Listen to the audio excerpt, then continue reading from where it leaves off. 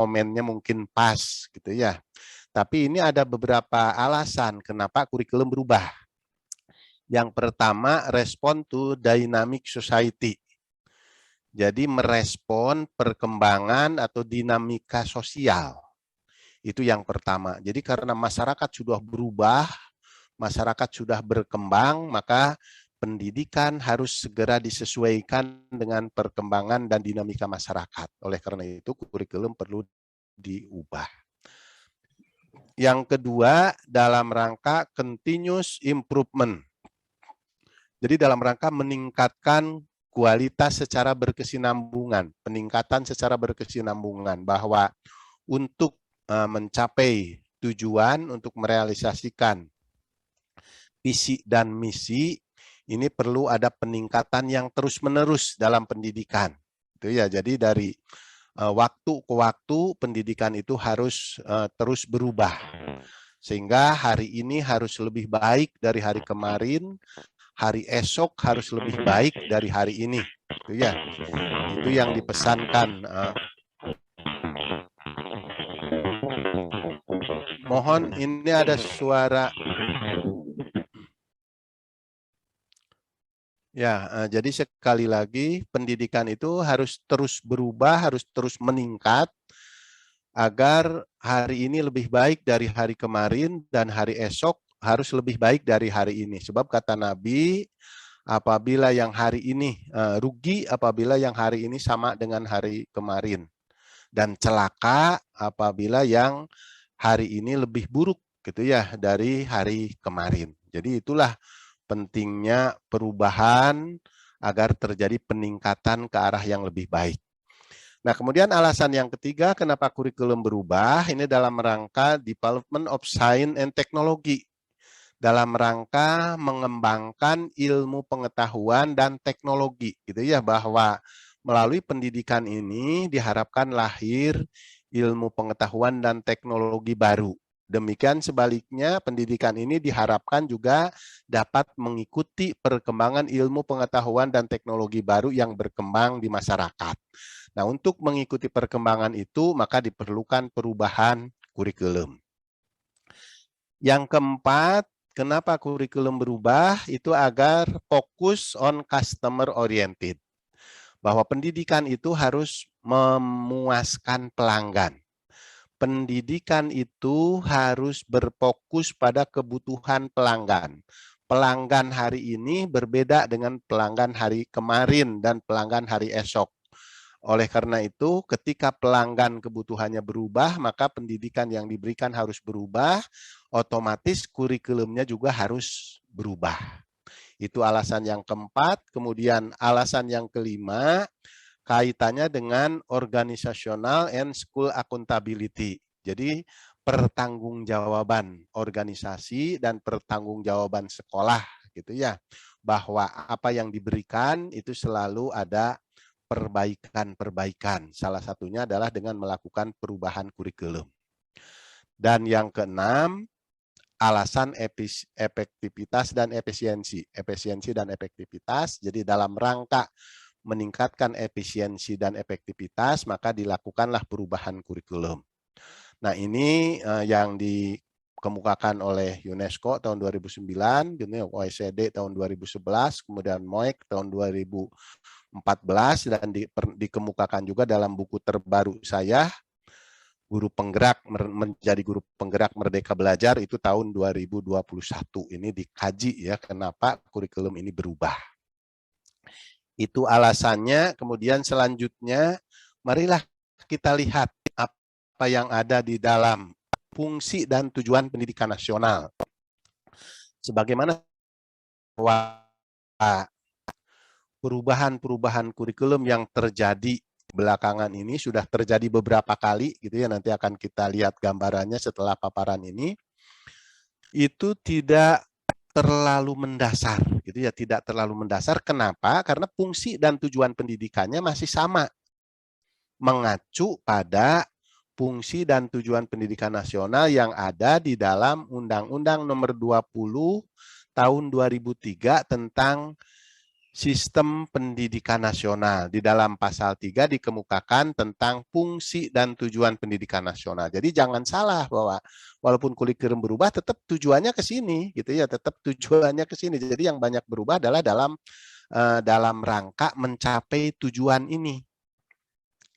Hanya disinyalir gitu ya, disinyalir bahwa apa yang digariskan di dalam fungsi dan tujuan pendidikan nasional ini masih belum bisa direalisasikan oleh pendidikan. Masih belum bisa dicapai dan diwujudkan oleh pendidikan yang terus-terusan berubah kurikulumnya itu belum sampai ke sini gitu ya, maka terus dilakukan bagaimana caranya agar fungsi dan tujuan pendidikan nasional itu bisa direalisasikan dengan baik. Saya tidak bermaksud mengajari Bapak dan Ibu tentang apa itu fungsi dan tujuan pendidikan nasional, karena ini sudah hampir 20 tahun gitu ya undang-undang ini. Yang pertama saya ingin mengingatkan saja gitu ya bahwa undang-undang ini masih dipedomani oleh kita gitu ya, belum diganti walaupun sekarang ada wacana untuk dilakukan revisi. Tapi selama ini masih berlaku, oleh karena itu saya hanya ingin mengingatkan, tolong dikaji kembali, gitu ya, tolong dikaji kembali dan dipahami kembali, serta dijadikan pedoman di dalam pengembangan pendidikan, kurikulum, dan pembelajaran yang menjadi tanggung jawab kita. Sebab undang-undang ini merupakan rambu-rambu gitu ya, rambu-rambu yang harus dipedomani. Jadi jangan sampai nanti keluar dari rambu-rambu apa yang kita lakukan.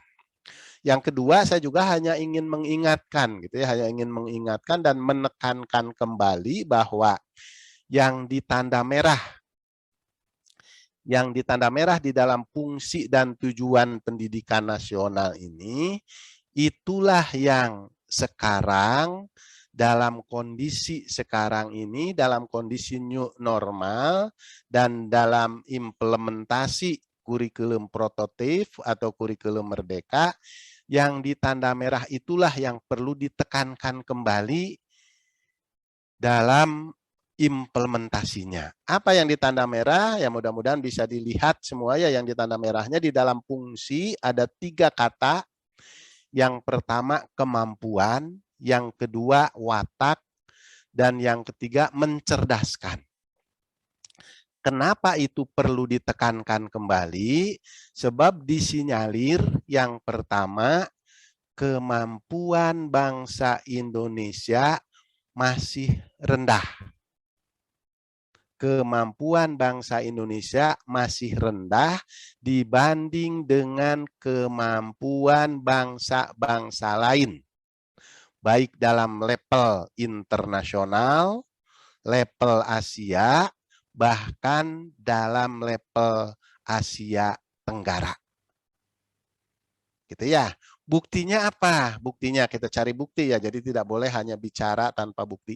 Buktinya gitu ya, salah satu bukti saja misalnya ketika orang Indonesia pergi atau mencari pekerjaan ke luar negeri gitu ya, itu posisinya adalah posisi di level bawah.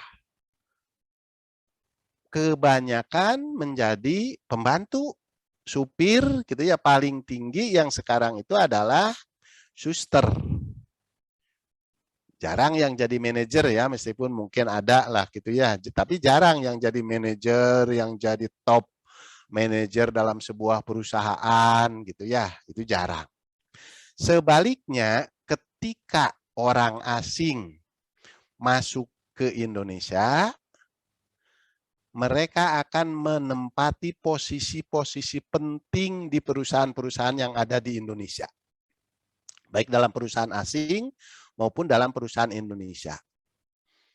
Jadi mereka jadi top manajernya gitu ya. Kenapa? Yaitu salah satunya karena kemampuan kita dianggap, dipandang masih rendah. Bahkan kemarin gitu ya, kemarin rame mengenai banyaknya masuk tenaga asing ke Indonesia, termasuk tenaga kasar, satpam, cleaning service dan sebagainya, banyak masuk di berbagai proyek di Indonesia itu Pak Menteri mengemukakan gitu ya, karena orang Indonesia kemampuannya rendah. Itu diakui oleh menteri gitu ya, makanya banyak masuk, mereka banyak memanfaatkan tenaga asing dengan gaji yang cukup besar gitu ya. Nah, oleh karena itu ini sekali lagi harus jadi perhatian. Bagaimana agar pendidikan bisa meningkatkan kemampuan, gitu ya, meningkatkan kemampuan peserta didik agar menjadi generasi-generasi bangsa yang berkualitas, yang bisa bersaing nantinya dengan tenaga-tenaga asing.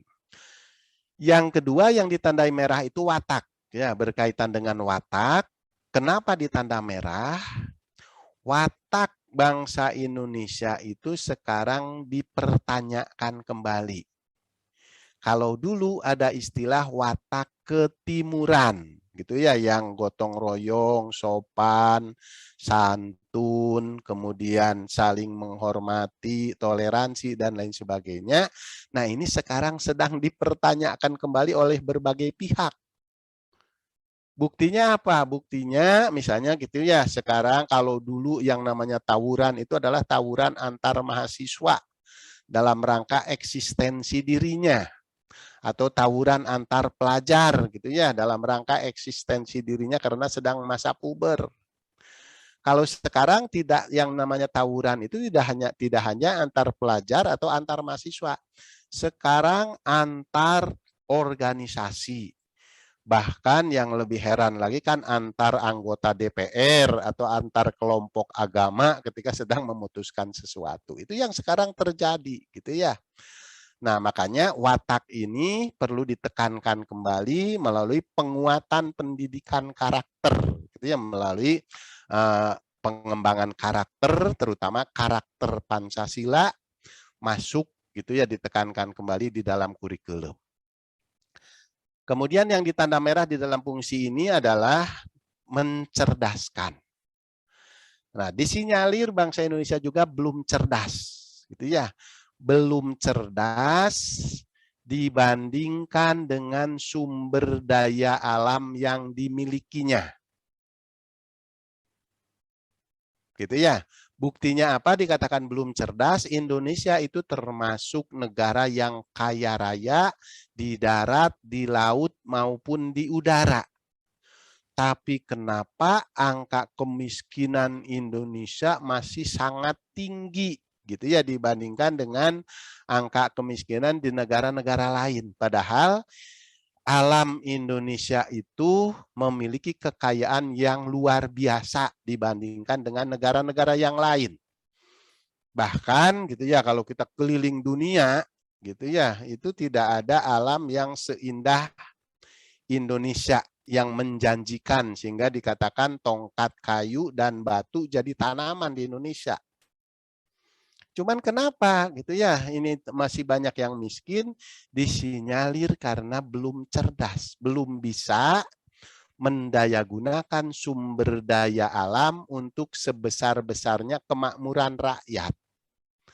Sesuai dengan pasal 33 gitu ya, seharusnya bumi, air, dan kekayaan alam yang terkandung di dalamnya didayagunakan untuk sebesar-besarnya dikuasai oleh negara dan didayagunakan untuk sebesar-besarnya kemakmuran rakyat.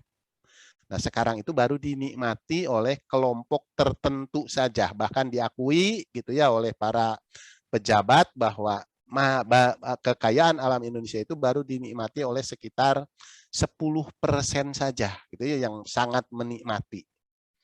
Yang lainnya yang masih terseok-seok gitu ya untuk mencari kehidupannya.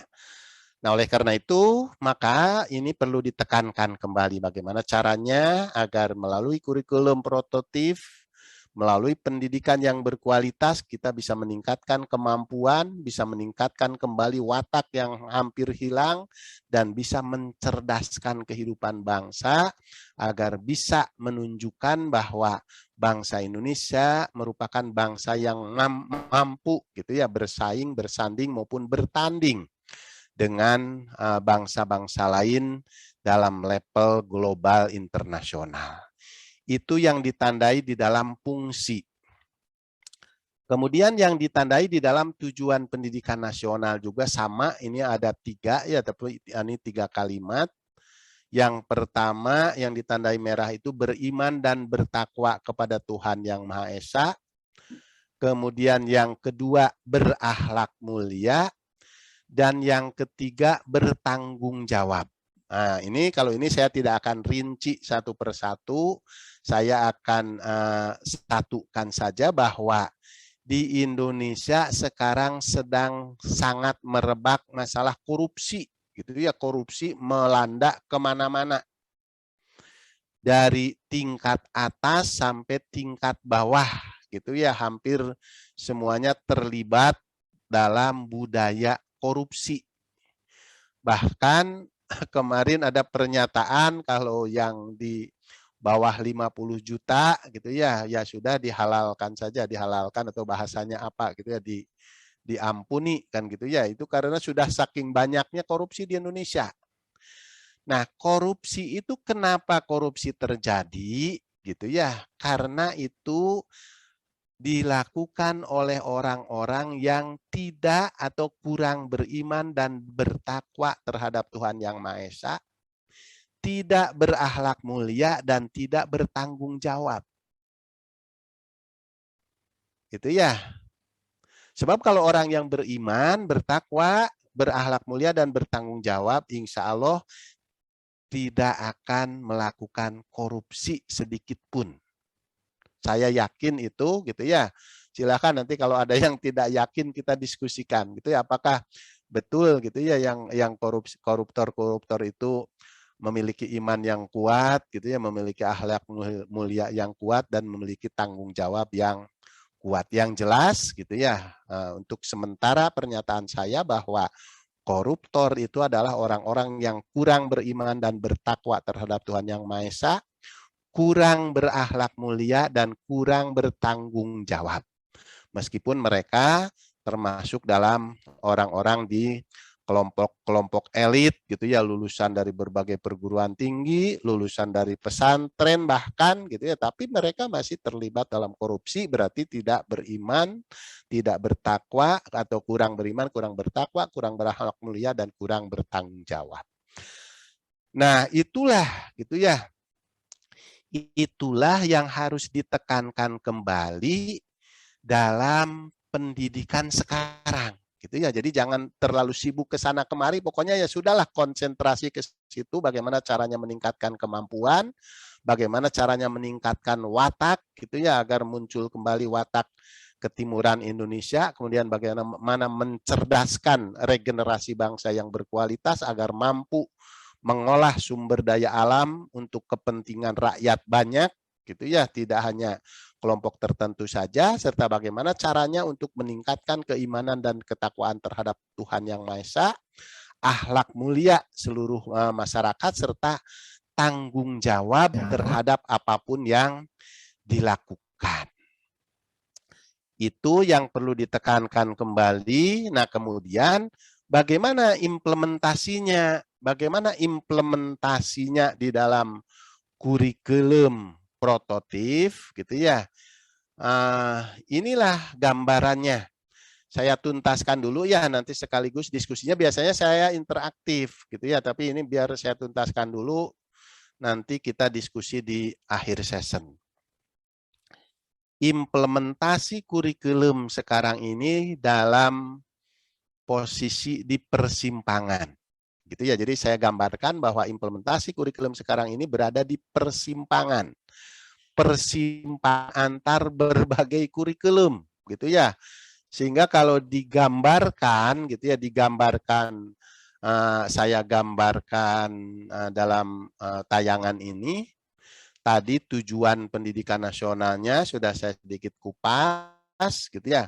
Kemudian kurikulum yang berkembang di masyarakat sekarang ada KBK 2004, ada KTSP 2006, ada kurikulum 2013, ada kurikulum 2013 revisi, dan yang terbaru yang ditanda merah ada yang sedang melakukan kurikulum prototipe dalam rangka menyiapkan menerapkan pendidikan untuk di era new normal sampai tahun 2024. Sehingga nanti tahun 2024 kurikulum itu akan dibenahi kembali. Dengan demikian maka sifat dari kurikulum prototip itu adalah sifatnya sementara dan penyesuaian, gitu ya, penyesuaian dari era pandemi menuju era endemi atau era new normal, gitu ya. Bagaimana agar peserta didik tetap bisa belajar dengan aman dan dengan nyaman. Nah, tentu saja gitu ya dalam rangka implementasi kurikulum semua ini gitu ya, baik kurikulum 2004, kurikulum 2006, kurikulum 2013, 2013 revisi sampai kurikulum prototip, semuanya menghadapi tantangan, baik tantangan internal maupun tantangan eksternal, terutama dalam kaitannya dengan revolusi industri 4.0 yang ciri utamanya setiap aspek kehidupan selalu dipengaruhi oleh teknologi, terutama teknologi informasi yang selalu mempercepat sampainya informasi kepada setiap manusia, termasuk kepada guru dan peserta didik. Nah, dalam konteks implementasi kurikulum yang ada 5 kurikulum ini, ya saya katakan, saya ungkapkan kelima-limanya karena ini di sekolah masih ada gitu ya. Jangan, mungkin di antara saudara juga ada yang masih menggunakan KBK 2004 gitu ya, terutama di SMK kurikulum berbasis kompetensi, ada yang masih menggunakan KTSP mungkin dengan uji coba 2013, ada yang menggunakan kurikulum 2013 gitu ya, kemudian ada yang menggunakan kurikulum 2013 revisi, dan mungkin ada yang sudah mencoba-coba kurikulum prototip gitu ya, karena ini masih sifatnya pilot project ya. Untuk kurikulum prototip ini masih pilot project dari pemerintah, dan nanti kalau sudah di launching gitu ya, semuanya diwajibkan ketika luring gitu ya, ketika luring setelah daring, kita hampir 2 tahun lebih gitu ya daring, bahkan sekarang juga kan kasus Omikronnya meningkat sehingga luring masih dibatasi gitu ya. Ini itulah yang harus diperhatikan dalam kurikulum prototip. Kemudian ada beberapa kebijakan gitu ya, ada beberapa kebijakan itu yang tengah dalam konteks implementasi kurikulum ini.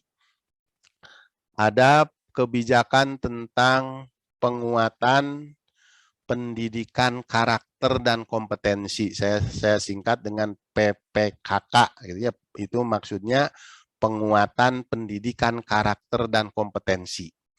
Yang tadi di dalam kurikulum itu gitu ya. Jadi karakternya harus kuat, wataknya harus kuat, kompetensi dan kemampuannya juga harus meningkat. Ini merupakan kebijakan pemerintah. Kemudian yang kedua, kebijakan kaitannya dengan literasi gitu ya. Mangga nanti kita kaji bersama-sama ya, kalau perlu secara bertahap gitu ya, nanti oleh Bu Dr. Nonong selaku KSD dan Bu Dr. Wiwin nanti bisa secara bertahap. Kapan kita bicara tentang penguatan pendidikan karakter dan kompetensi, kapan kita bicara tentang literasi gitu ya. Kemudian ada juga keterampilan abad 21, ini juga masih merupakan kebijakan pendidikan yang harus direalisasikan, bahwa pada saat ini kita masuk abad 21 gitu ya, peserta didik, beserta guru dan tenaga pendidikan yang lainnya juga harus memiliki keterampilan abad 21 itu. Kemudian ada juga kebijakan tentang HOT ya, Higher Order Thinking Skill atau Higher Order Creative Thinking Skill. Nah, ini semua kebijakan ini gitu ya harus direalisasikan dalam kurikulum manapun ya, mau kurikulum 2013, kurikulum 2013 revisi, apalagi di dalam implementasi kurikulum prototip. Kenapa harus memperhatikan itu? Agar tadi gitu ya, agar kita bisa merealisasikan apa-apa yang sudah digariskan di dalam fungsi dan tujuan pendidikan nasional. Jadi kalau dilihat dari gambaran ini gitu ya, sebenarnya konseptornya sudah sangat cerdas, gitu ya. Konseptornya itu sudah sangat cerdas, tapi kelemahannya seringkali kebijakan-kebijakan itu tidak sampai, gitu ya, tidak sampai kepada para pelaksana di lapangan, terutama para guru, kepala sekolah, dan para pengawas, gitu ya. Saya yakin sampai hari ini saja, misalnya masih ada guru yang belum tahu kurikulum 2013, gitu ya. Ada yang masih belum tahu kurikulum 2013 revisi. Kenapa? Karena sosialisasi misalnya yang lemah, gitu ya, kurang sosialisasi. Oleh karena itu saya sangat mengucapkan terima kasih ini ke Bu Dr. Nonong, gitu ya, dan ke Bu Dr. Wiwin. Ini sangat membantu pemerintah, gitu ya. Tugas ini sangat membantu pemerintah untuk menyampaikan kebijakan-kebijakan terbaru dari pemerintah pusat agar sampai, gitu ya, agar sampai kepada para pelaksana sehingga bisa dilaksanakan secara optimal, itu ya, bisa dilaksanakan secara optimal dalam rangka mencapai tujuan pendidikan nasional secara bertahap. Itu gambaran implementasi kurikulum di persimpangan. Nah, kemudian ini general kompetensi ya, general kompetensi atau apa yang tadi disebut dengan kompetensi abad 21. Ada yang disebut dengan creativity, gitu ya, atau kreativitas. Kemudian ada yang disebut kemampuan kolaborasi, ada kemampuan citizenship, kemudian ada kemampuan critical thinking, ada character education, dan ada communication. Ini kebijakan Panadim ya, ini yang dikemukakan oleh Panadim, disingkat menjadi 6C. Dulu awalnya hanya 4C saja ya, kemudian karena kaitannya dengan kewarganegaraan dan pendidikan karakter masuk, maka jadi 6C. Awalnya hanya 4C, yakni kemampuan kreativitas, collaboration, gitu ya, kemudian critical thinking, dan communication. Hanya 4C, kemudian sekarang masuk tentang kewarganegaraan atau citizenship dan pendidikan karakter education, maka menjadi 6C. Apa itu 6C? Creativities, collaboration, citizenship, critical thinking, character education, dan communication. Nah, ini 6C ini merupakan keterampilan abad 21 yang harus dimiliki oleh peserta didik. Tentu saja harus diawali dengan kemampuan guru dan kepala sekolahnya. Harus dimulai dari guru, kepala sekolah, dan pengawasnya yang memiliki keterampilan abad 21 atau yang disingkat dengan 6C ini. Sehingga disebut sebagai generik kompetensi. Jadi kompetensi generik, kompetensi minimal yang harus dimiliki apabila lulusan-lulusan dari lembaga pendidikan yang kita bina, generasi-generasi bangsa ke depannya, apabila ingin mampu bersaing dan bersanding, bahkan bertanding dengan lulusan-lulusan dari berbagai lembaga pendidikan asing, baik pendidikan asing yang ada di luar negeri maupun pendidikan asing yang ada di Indonesia. Kenapa? Karena sekarang kita masuk di era globalisasi, maka persaingan global itu sudah terjadi. Jadi kalau kita tidak memiliki kompetensi yang bisa menjadi nilai tambah, added value, dan nilai jual yang bisa ditawarkan untuk bersaing, maka kita akan tertinggal dan akan terus berada di belakang. Jadi sekali lagi, kalau kita ingin segera tinggal landas, gitu ya, menjadi negara maju, maka minimal kompetensi ini harus segera dimiliki oleh peserta didik kita, oleh lulusan-lulusan dari berbagai lembaga pendidikan. Otomatis harus dimulai kepemilikan itu oleh guru, oleh kepala sekolah, dan oleh pengawasnya. Ini profesi ya, profesi idaman masa depan sesuai dengan kompetensi tadi.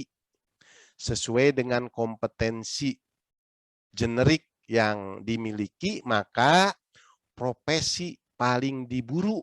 Ini versi Nadiem Makarim, gitu ya, profesi yang paling diburu sekarang ini dalam konteks globalisasi ini dilaporkan oleh Detikcom. Yang pertama karir atau profesi sebagai analis. Apa itu analis? Adalah profesi yang tugas kerjanya menerjemahkan angka-angka menjadi laporan yang dapat dengan mudah dimengerti oleh orang awam untuk kebutuhan pengambilan keputusan. Itu profesi ya, atau pekerjaan sebagai analis. Yang kedua, pekerjaan yang akan diburu yang paling banyak persaingannya adalah sebagai researcher, sebagai peneliti. Gitu ya, sebagai peneliti. Kemudian yang ketiga sebagai desainer, gitu ya, jadi peneliti. Kemudian yang ketiga desainer, yang keempat sebagai product manager, manajer produksi, gitu ya, karena kebanyakan ini produksi ini kurang berkualitas, maka diperlukan manajer produksi ke depannya. Dan yang kelima adalah sebagai software engineer, sebagai ahli software, gitu ya, ahli desainer software, desainer teknologi.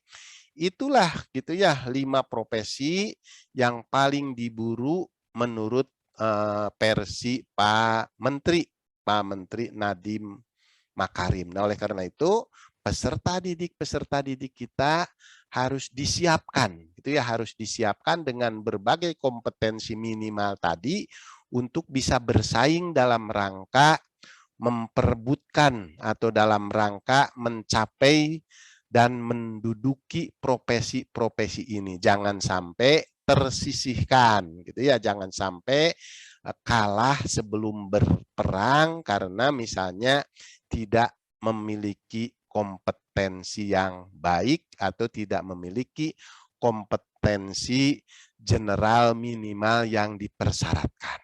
Jadi itulah yang harus kita bina, gitu ya, bagaimana agar peserta didik itu siap. Ketika mereka lulus, siap menjadi analis, siap menjadi peneliti, siap menjadi desainer, siap menjadi manajer produksi, dan siap menjadi software engineer, gitu ya. Jadi siap menjadi ahli-ahli software, siap menjadi insinyur-insinyur software. Kemudian di dalam konteks implementasi kurikulum prototip ini juga ditekankan kembali tentang muatan nilai Pancasila dalam kurikulum. Kenapa ada penekanan kembali terhadap nilai-nilai Pancasila? Karena belakangan ini, gitu ya, banyak dikaji, didiskusikan, gitu ya, bahkan dipertentangkan kembali tentang nilai-nilai Pancasila. Ada juga yang mempertanyakan kembali, gitu ya, yang seharusnya sudah dimiliki, yang seharusnya sudah ditanamkan. Sekarang tidak sedikit orang yang mengaku paling Pancasila, gitu ya, tapi kelakuannya paling merugikan negara, misalnya, gitu ya. Nah, makanya di dalam pendidikan ini perlu ditekankan kembali tentang muatan Pancasila. Kenapa? Yang pertama alasannya menurut Alexis de Tocqueville, each new generation is a new people that must acquire the knowledge, learn the skill, and develop the position or trait of free path and public character that undergird constitution demokrasi. Jadi setiap generasi itu, kata Alexis, setiap generasi merupakan orang-orang baru, gitu ya, merupakan orang-orang baru yang harus belajar kembali dan yang harus dibekali kembali tentang pengetahuan, keterampilan, dan nilai-nilai baru yang sesuai dengan visi dan misi negara atau yang menjadi dasar negara. Jadi kita adalah Pancasila. Kemudian alasan kedua bahwa pembudayaan Pancasila diperlukan mengingat di dalam kebudayaan Indonesia ada ratusan bahkan ribuan nilai budaya lokal yang tersebar pada suku-suku di seluruh tanah air.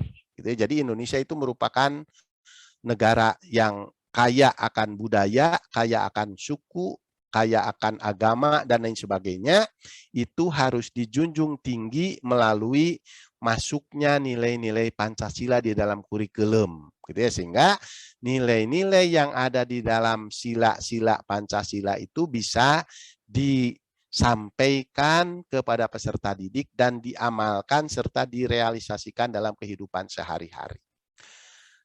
Kemudian prinsip, gitu ya, prinsip yang harus ditekankan kembali di dalam pendidikan dan implementasi kurikulum prototip sekarang ini adalah kita kembali ke apa yang dikemukakan oleh Ki Hajar Dewantara dulu, sudah lama ya, Ki Hajar Dewantara. Ini yang disebut dengan prinsip pendidikan nilai Pancasila, ini yang ditekankan kembali di dalam implementasi kurikulum prototip. Apa kata Ki Hajar?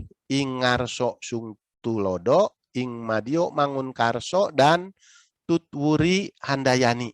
Gitu ya. Di depan menjadi teladan, di tengah membangun prakarsa, gitu ya, dan di belakang menjadi pendorong. Nah, ini semua gitu ya harus dijadikan prinsip pendidikan sekarang ini ditekankan kembali. Sebenarnya gitu ya, sebenarnya ini dari dulu sudah kita terapkan gitu ya. Bahkan di dalam emblem atau di dalam apa? Di dalam ya emblem lah gitu ya, emblem peserta didik itu ada kata tutwuri handayani. Cuman sayangnya hanya tutwuri handayani gitu ya, tidak ingar sosung tulodo. Itu yang lebih dikedepankan, padahal ini semuanya tiga-tiganya penting gitu ya. Di depan menjadi teladan, di tengah membangun prakarsa, dan di belakang menjadi pendorong. Itu pemikiran Ki Hajar Dewantara yang direvitalisasi kembali dalam kondisi sekarang ini untuk membangun karakter bangsa melalui pendidikan. Kemudian kita juga perlu menekankan kembali tentang budaya timur, gitu ya, yang tadi saya katakan bahwa akhlak atau budaya ketimuran kita hampir hilang, maka perlu ditekankan kembali melalui implementasi kurikulum prototip dan melalui pendidikan sekarang ini tentang budaya timur, yakni silih asah, silih asih, dan silih asuh. Gitu ya, jadi gotong royong di dalam menghadapi kehidupan. Ini budaya yang hampir hilang sekarang ini, gitu ya, hampir hilang karena masuknya budaya yang kurang sesuai, yakni budaya individualis. Gitu. Jadi sekarang cenderung setiap orang mementingkan kepentingan individunya sehingga sudah kurang memperhatikan budaya gotong royong yang dulu dijunjung tinggi oleh nenek moyang kita. Nah, ini perlu ditekankan kembali sekarang ini gitu ya, melalui pendidikan nilai-nilai Pancasila masuk di dalam muatan kurikulum. Kemudian ini keseimbangan gitu ya, keseimbangan antara sikap, keterampilan, dan pengetahuan dalam membangun soft skill dan hard skill. Bahwa semakin rendah tingkat pendidikan, maka harusnya semakin tinggi sikap yang diberikan atau semakin tinggi pembentukan sikap. Kemudian semakin tinggi tingkat pendidikan gitu ya, semakin tinggi pengkajian tentang pengetahuan.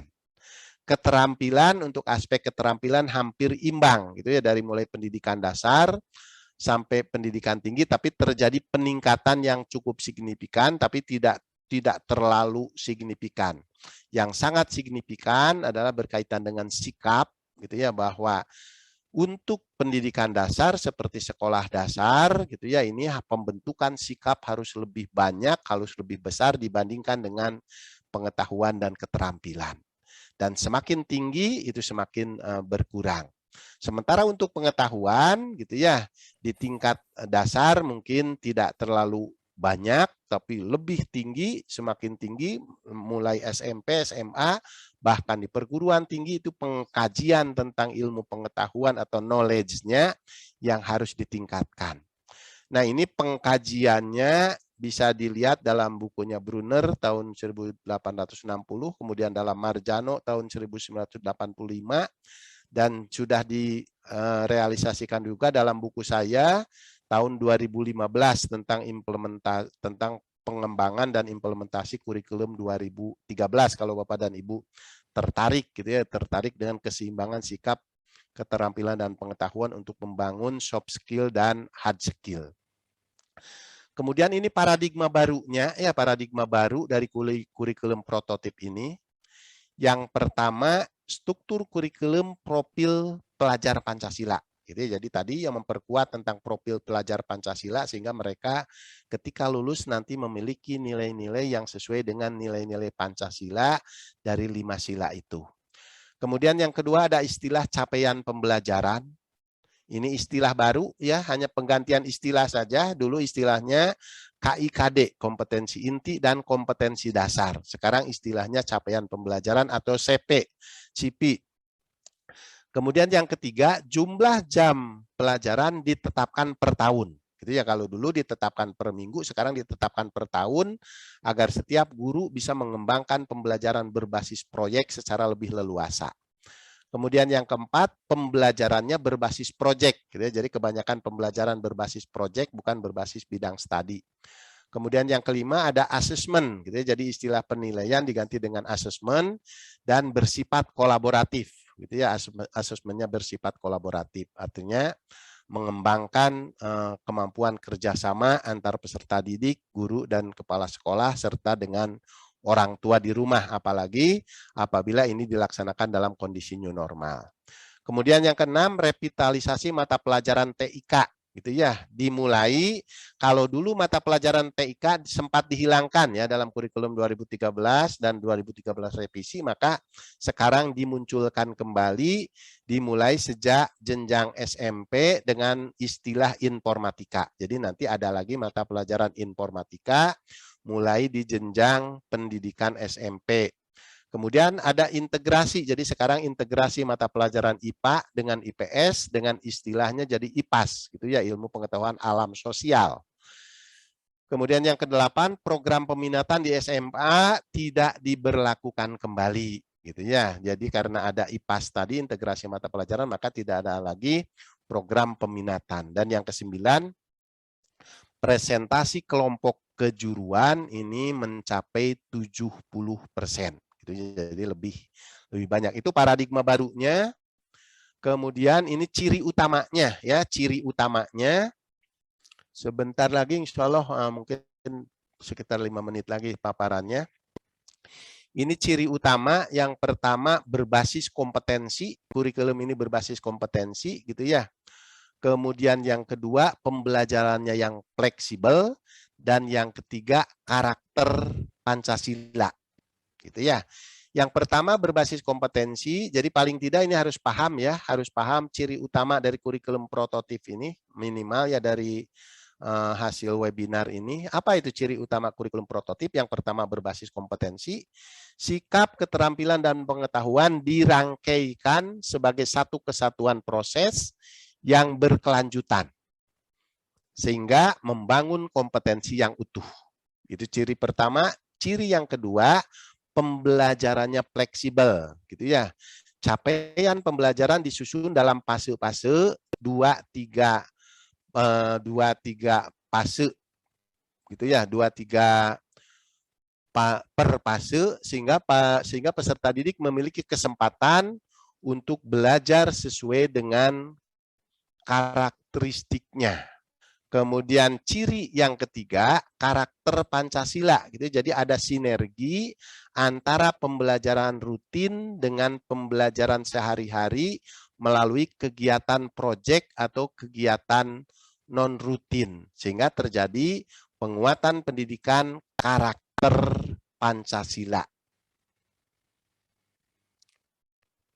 Ini mengenai yang kedua tadi, pembelajaran fleksibel ya, capaian pembelajaran disusun dalam fase-fase 2-3 capaian pembelajaran per fase, yaitu untuk yang ciri yang kedua. Nah, kemudian ini strateginya, untuk strategi implementasi kurikulum hampir sama gitu ya dengan strategi implementasi kurikulum yang lainnya. Harus ada sosialisasi yang dilakukan oleh pemerintah secara bertahap gitu ya, dari mulai tingkat atas sampai tingkat bawah. Kemudian yang paling penting adalah perubahan paradigma ya, pola pikir baru. Jadi kurikulum apapun yang berubah, kurikulum apapun yang berlaku, kalau pola pikir gurunya tidak berubah, maka tidak akan terjadi perubahan kurikulum. Yang ketiga, kemandirian kepala sekolah. Jadi kemandirian kepala sekolah di dalam mengatur sekolah dan di dalam mengambil keputusan. Yang keempat, mengembangkan fasilitas dan sumber belajar secara optimal. Semakin banyak sumber belajar yang disiapkan, maka semakin bagus pendidikan yang dihasilkan. Kemudian yang berikut, merevitalisasi partisipasi masyarakat gitu ya, agar masyarakat turut bertanggung jawab terhadap pelaksanaan pendidikan di sekolah. Kemudian yang berikut, menciptakan lingkungan yang kondusif dan menyenangkan, itu hampir sama dengan pembelajaran atau implementasi kurikulum sebelumnya dengan istilah PAKEM ya, pembelajaran efektif, kreatif dan menyenangkan. Kemudian melakukan evaluasi dan perbaikan secara berkelanjutan atau continuous quality ya, continuous quality improvement. Itu strateginya, dan ini faktor pendukung ya, faktor pendukung keberhasilan implementasi kurikulum prototip. Yang pertama, kesesuaian kompetensi guru dengan kurikulum yang diajarkan. Yang kedua, penguatan peran pemerintah dalam pembinaan dan pengawasan. Kemudian yang ketiga, ketersediaan buku sumber gitu sebagai sumber belajar, ketersediaan buku dan buku sumber yang memadai. Kemudian yang keempat, adanya penguatan manajemen dan budaya sekolah. Sehingga dengan 4 hal tersebut, maka peserta didik bisa nyaman belajar gitu ya, melalui implementasi kurikulum prototip dan bisa menghasilkan lulusan-lulusan yang produktif. Maka nanti ini kita kaji dan kita diskusikan. Dan ini pengembangan guru ya, ini insya Allah tayangan yang terakhir, kedua terakhir ya, pengembangan guru. Jadi guru itu perlu terus-menerus dikembangkan dari mulai keterampilannya, kemudian terutama mindset-nya yang harus berubah gitu ya, dari mindset terhadap pandangannya terhadap pembelajaran maupun terhadap peserta didik. Kemudian budaya kerjanya juga harus diubah, kode etiknya, dan yang paling penting adalah adanya perlindungan terhadap kinerja dan karir guru. Yang terus-menerus dilakukan adalah uji kompetensi, penilaian kinerja, dan pembinaan keprofesionalan secara berkelanjutan.